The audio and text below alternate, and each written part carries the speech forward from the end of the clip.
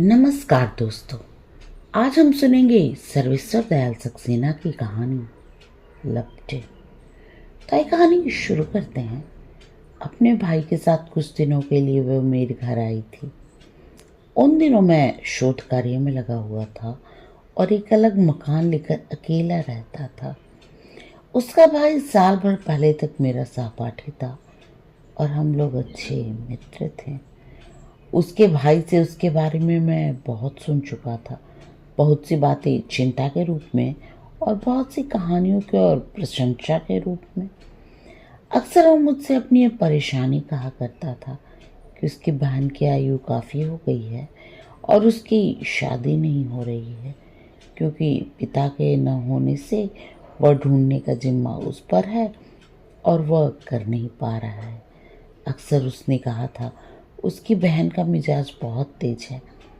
कस्बे की लड़कियों में वह सबसे अधिक पढ़ी लिखी, रूपवती और हुनरमंद मानी जाती है। क्या मजाल है कि कोई उसकी ओर आंख उठाकर भी देख ले।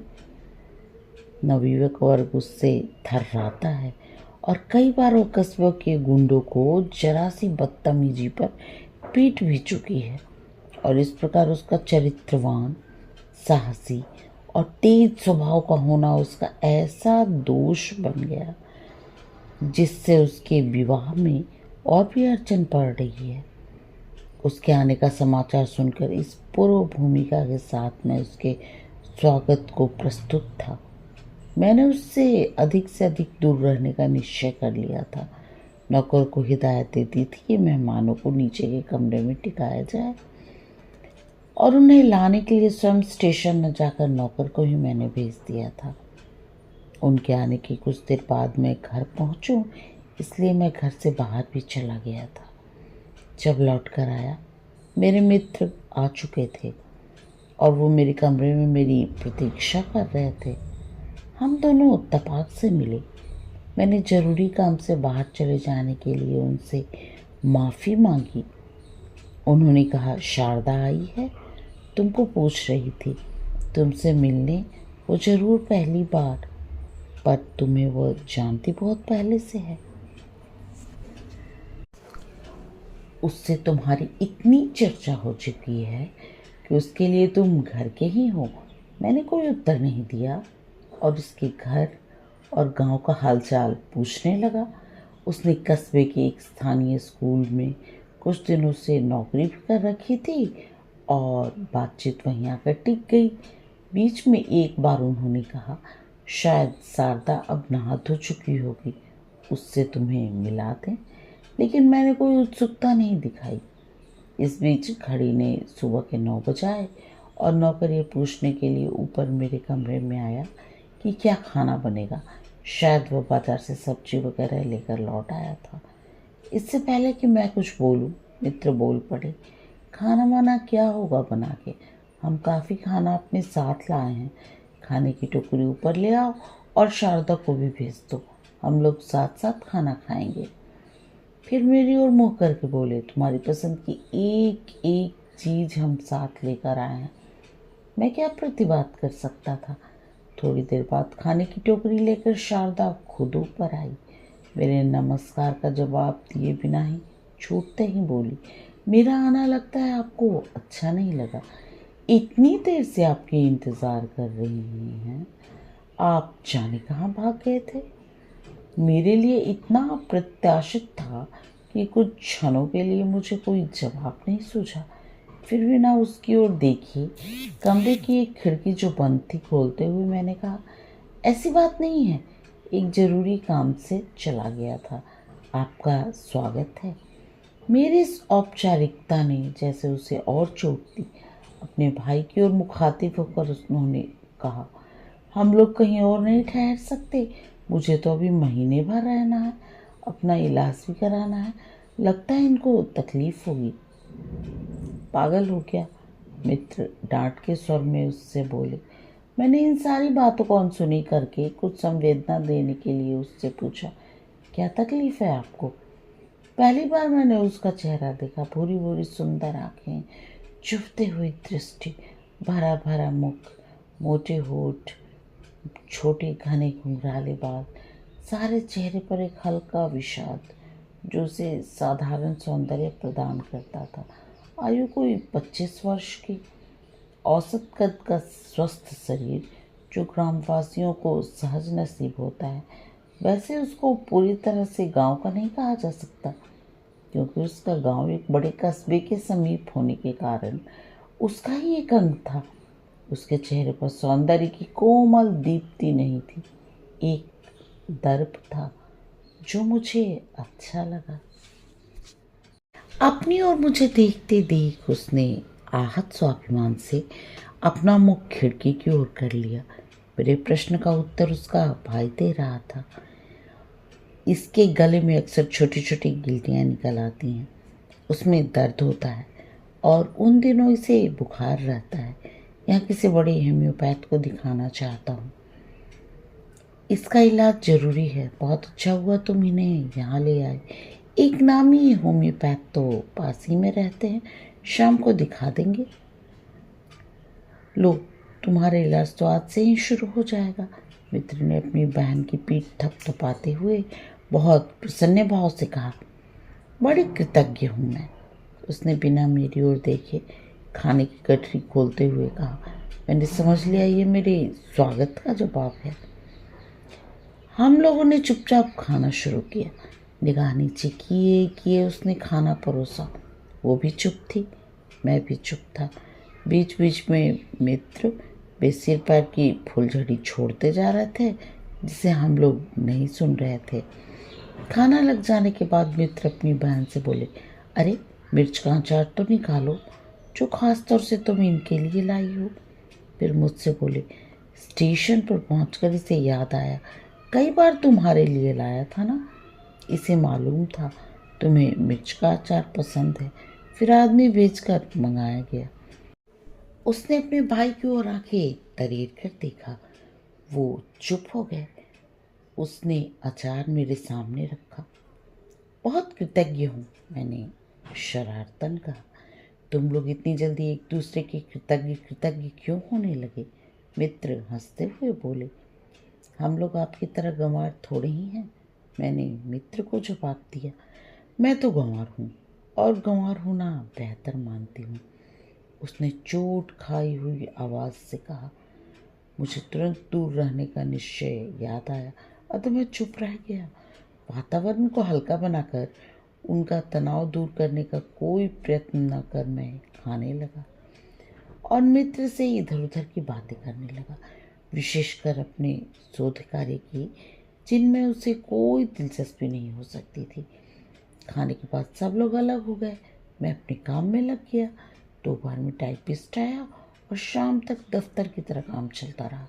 तीसरे बार मित्र मुझे सूचना देकर मिलने जुलने बाहर गए। शाम को कोई 6 बजे मैंने छुट्टी की। टाइपिस्ट चला गया था, नौकर चाय रख गया था, इस सूचना के साथ कि मेहमानों को चाय तीसरे पहर ही दे दी। 7-8 घंटे निरंतर काम करने के बाद मैं कमर सीधी करने के लिए थक कर चारपाई पर लेट गया था और खिड़की से बाहर आलोकहीन होते हुए आकाश को देख रहा था। अचानक उसकी आवाज़ सुनाई दी, मैं आ सकती हूँ? आपके कार में हर्ष तो नहीं होगा? उसने व्यंग से पूछा। आइए, अब मैं काम खत्म कर चुका हूँ। धीर कब तक लौटेगा? आप भी उसके साथ घूमने क्यों नहीं चली गई? उसने मेरे एक भी प्रश्न का जवाब नहीं दिया। कुछ सोचकर पास की कुर्सी खिसकाकर उस पर बैठते हुए बोली, सुनिए, आपके बारे में सुना था आप बहुत हंसमुख हैं, मिलनसार हैं, लेकिन आप ऐसे तो नहीं हैं। अगर मेरे कारण आप ऐसे हो गए हों तो इलाज की कोई ज़रूरत नहीं है, मैं जा सकती हूँ। भाई आपको छोड़कर और कोई बात नहीं करते। हर समय उनकी जुबान से आपकी चर्चा पिछले साल भर से, जब से वो पढ़ाई खत्म करके वहाँ नौकरी पर लग गए हैं, सुन रही हूँ। आपके आचार विचार व्यवहार रुचि पसंद, इन सब के बारे में मैं राय रत्ती जानती हूँ। उनके आधार पर आपकी कल्पना कर रखी थी, पर आप उससे बिल्कुल अलग, बिल्कुल भिन्न निकले। क्यों? असल में आपसे डर लगता है, मैंने कुछ मुस्कुरा कर कहा। मुझसे? वो खिलखिला पड़ी। एक गंवार लड़की से? हाँ, सुना है आप मार बैठती हैं, मैंने गंभीरता से विनय करते हुए कहा। वो तो गुंडों और बदतमीजों को, उसने गर्व से दृढ़ आवाज में कहा।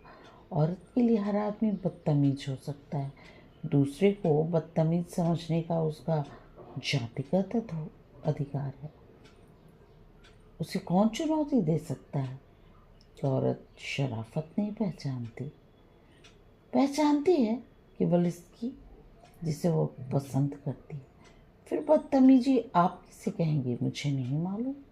हो सकता है आप इसे बदतमीजी मानती हूँ, वो मेरे लिए बदतमीजी ना हो और मालूम हो मैं पिट गया। मैंने हंसकर कहा।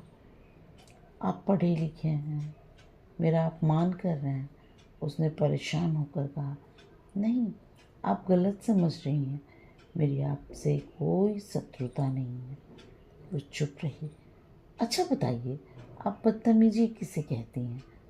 किसी को घूर कर देखना शराफत है, उसने तैस में कहा। अगर कोई घूर कर देखता है तो आप भी घूर कर देखिए, वक्तिया कसे तो।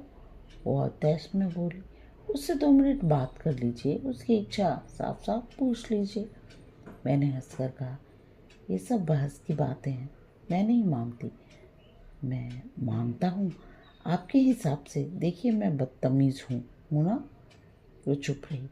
उत्तर न दे पाने की खींच उसके मुंह पर थी। मैंने आगे कहा, इसलिए मैं आपसे दूर रहने की सोच रहा था। आप सुंदर हैं, हो सकता है आपको देखूं और आप समझे मैं घूर रहा हूँ। मैं बेवकूफ़ नहीं हूँ, उसने खिंचकर गुस्से में कहा। हर सुंदर औरत यही बेवकूफ़ होती है। आप फिर मेरा अपमान कर रहे हैं। मैं सुंदर नहीं हूँ, उसने उसी स्वर में कहा। आप हैं। आपको क्या मालूम? मैंने उतनी ही दृढ़ता से कहा। किसी को मेरे सौंदर्य से क्या मतलब? उसने तीखे स्वरों में भौं चढ़ाकर कहा। हर एक को हर एक की सौंदर्य से मतलब है, उसकी सराहना का अधिकार है। विदेशों में सुंदर स्वस्थ स्त्रियां मॉडल के रूप में बैठाई जाती हैं, उनके नंगे चित्र और नंगी मूर्तियां बनाई जाती हैं। ये सौंदर्य की सराहना है, क्योंकि उससे सुख मिलता है, प्रेरणा मिलती है। आप पर इसका समाज का अधिकार है। फिर आपके हिसाब से कोई आवारा लफंगा नहीं होता? दुनिया में सभी नेक हैं, उसने तिल मिलाकर व्यंग से कहा। हैं, लेकिन ज़्यादातर आवारा और लफंगा तो आप लोग बनाती हैं, देखने तक को अनैतिक घोषित कर। अगर कोई आपकी रची मेहंदी की, आपकी उंगलियों की तारीफ करते करते आपका हाथ छू ले तो आप क्या करेंगी? उसका हाथ तोड़ दूंगी। उसका चेहरा तमतमाया था। अच्छा हुआ आपने यह नहीं कहा उसका हाथ काट दूंगी। मैंने व्यंग किया। आपके हिसाब से अनैतिक कुछ होता ही नहीं? उसने बहुत खींचकर आवेश से पूछा। होता है। सौंदर्य का उपयोग उस सीमा पर जहाँ तीसरे का जन्म होता है। इससे पहले सब कुछ नैतिक है। हाँ, यदि दोनों चाहते हैं। यदि आपको सचमुच मुझसे घृणा नहीं है तो मैं आपका हाथ अपने हाथ में लेकर आपकी सराहना कर सकता हूँ। आपके साथ उठ बैठ घूम फिर नाच गा सकता हूँ। इससे न तो आपकी मर्यादा टूटती है और न मेरी।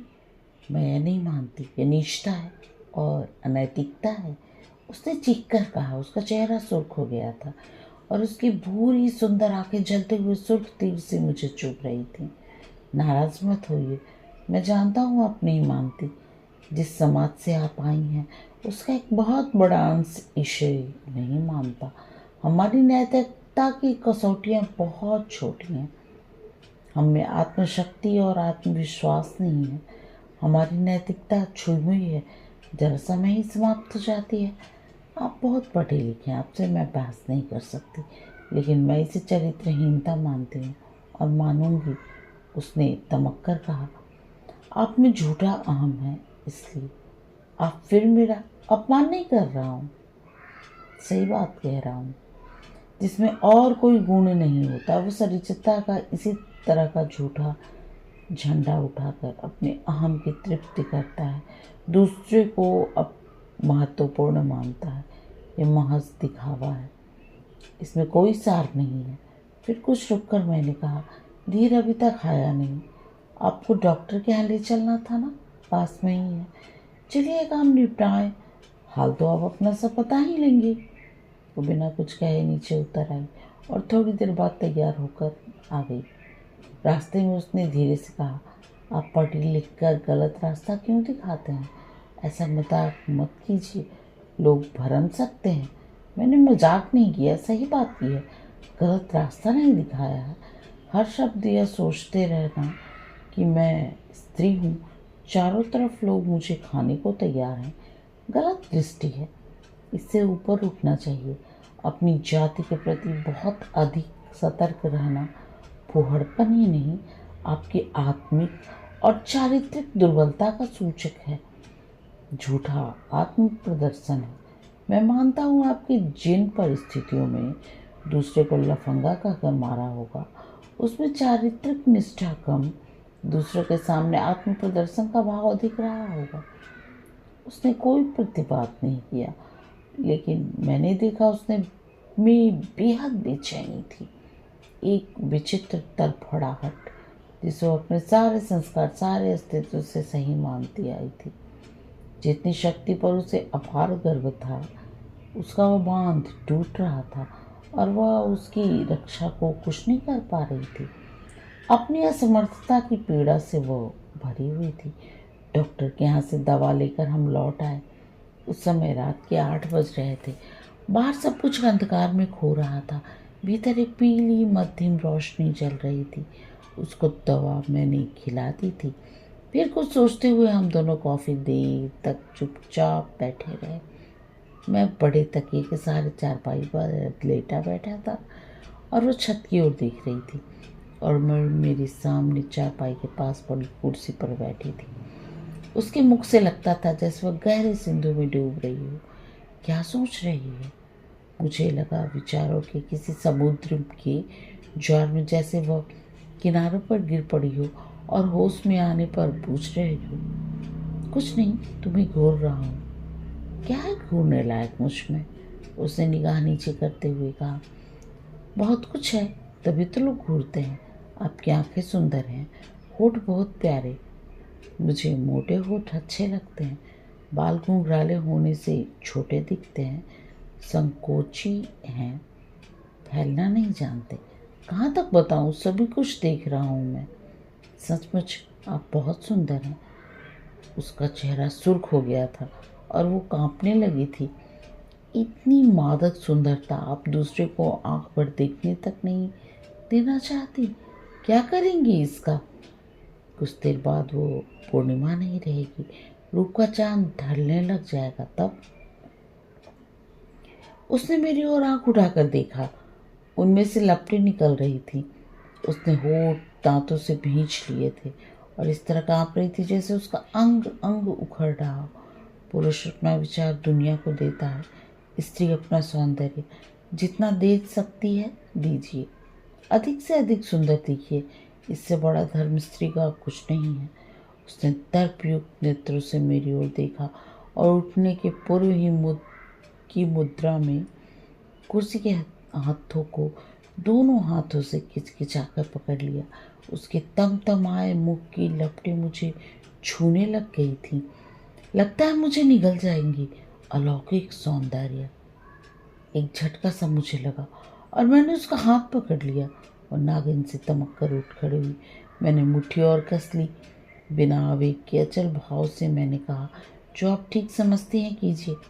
मैं आपकी शक्ति देखना चाहता हूँ। वो कुछ क्षण मुझे देखती रही। तेजी से गिरते ढलते सूरज की तरह उसका दर्प निस्तेज होने लगा और मेरी पकड़ ढीली। अचानक उसे मुझे दोनों बाहों में कसकर भींच लिया और फूट कर रो पड़ी और कट कर गिरे वृक्ष की तरह बहुत देर तक मुझे उसी तरह जकड़े हुए रोती रही। कहानी समाप्त। कहानी सुनने और अपना कीमती समय देने के लिए आप सबका बहुत बहुत धन्यवाद।